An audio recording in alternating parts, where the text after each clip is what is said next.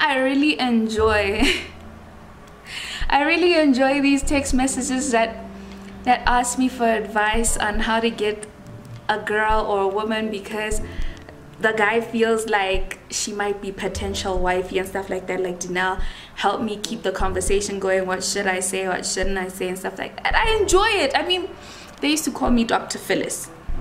So yeah, but I've been single for so long that I kind of have a PhD in how to stay single, and I've realized quite a few things that guys do that they shouldn't be doing, and that are really just cutting points off of, you know, them as a potential candidate. Because guys, anyway, so if you want a video on what not to do to get the girl of your dreams, please let me know in the comments down below. Hi guys, welcome back to my channel. If you're new, thank you so much for choosing to watch me today. I'm Dineo. Smash the subscribe button and join the family.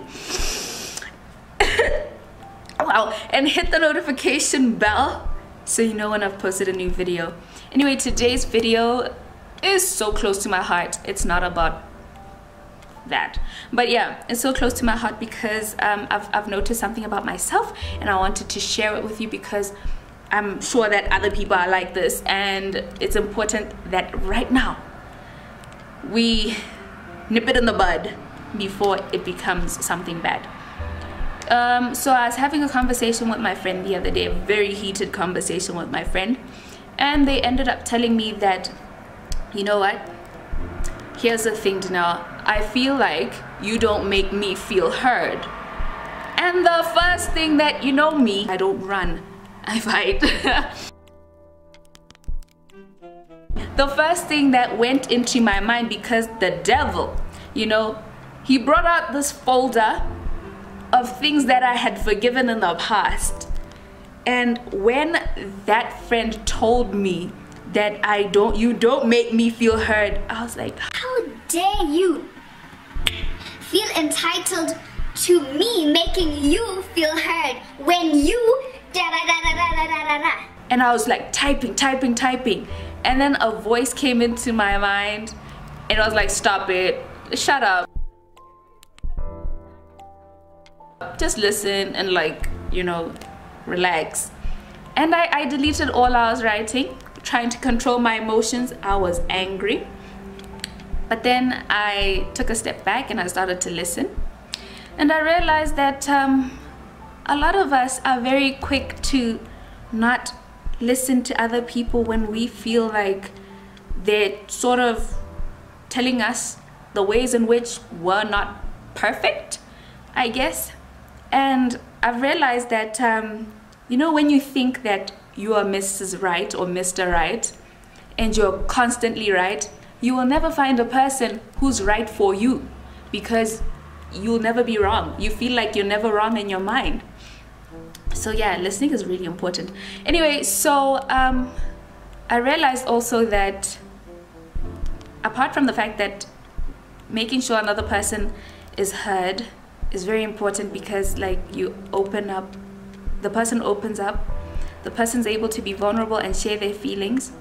And if you respect those feelings, you respect that person as a person with feelings, and you respect the fact that what you're doing is what led to those feelings, you know, you're able to grow as a person, and your relationship is able to grow. But if you allow the easy way out, which is opening that folder that is so quick to pop up, and starting to read from it and, like, tell this person, no, you can't say this to me because you've been doing this and this and this and this, and you're not that perfect either, so whatever. When you do that, no one gets heard. You know, there's no progress, there's no growth, there's no forgiveness, there's no listening, and that's not healthy. And I've realized that we've gotten to a point where it's because we keep this folder and we keep building on it, you know, and not listening and personally not changing, that we feel that people are toxic. Sometimes there are literally toxic people out there. I'm not saying you should stand for toxic people, but sometimes people are not actually toxic. We just don't want to listen, and we just don't want to forgive. And there is no relationship, long-lasting, healthy relationship, that, you know, goes the whole way without forgiveness, you know, because you're dealing with another human being. Whether it be an intimate relationship or a platonic relationship, you're going to have to learn to forgive, because humans tend to make mistakes. Humans tend not to meet the mark of other humans, you know. No one is perfect. If you think you're perfect, you're already wrong. You're already just relax, you know. So yeah, I was like, we need to pay attention to the fact that that folder pops up. When it pops up, we need to be like, no, I'm not taking the easy way out. When it pops up, we need to be like, I've forgiven that, and literally mean that I've forgiven that. So when a person says something, you're able to listen to them, so that when you say something also, you're listened to. I feel like we need to learn when it's our turn to speak, because respect, you know, is important. You have to be able to respect another person's feelings. Just imagine when somebody is saying, I feel hurt because of this and this and this. That's not respectful. That's not respecting that person's feelings. This is not your turn to shine. If a person brings up what's it called, a topic, a subject, allow that person to talk. Allow that person to express themselves. If you feel some type of way about it, just wait. Relax first. And you'll have your turn. You bring it up when it's your turn, you know. It actually helps to calm situations down when one person listens while the other person talks. And I'm not saying allow a person to walk all over you. And I'm not saying forgive things that you can clearly see are red flags. Mind you, if you want a video on red flags, let me know in the comment box below. I have so many. Yeah, we need to learn how to forgive, and forgive properly. We need to learn how to listen and make sure other people are heard.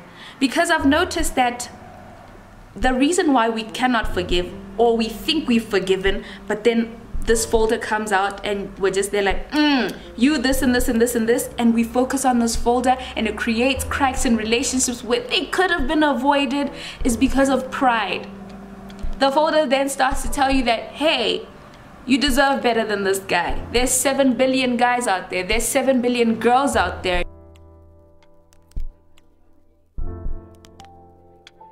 And there's somebody out there who's much better, when you know that these are just 2% of how this person is. And you go out there and you look for a person who's perfect. You never find that person, because you're not perfect either. And you refuse to be molded. You refuse to listen. You refuse to forgive.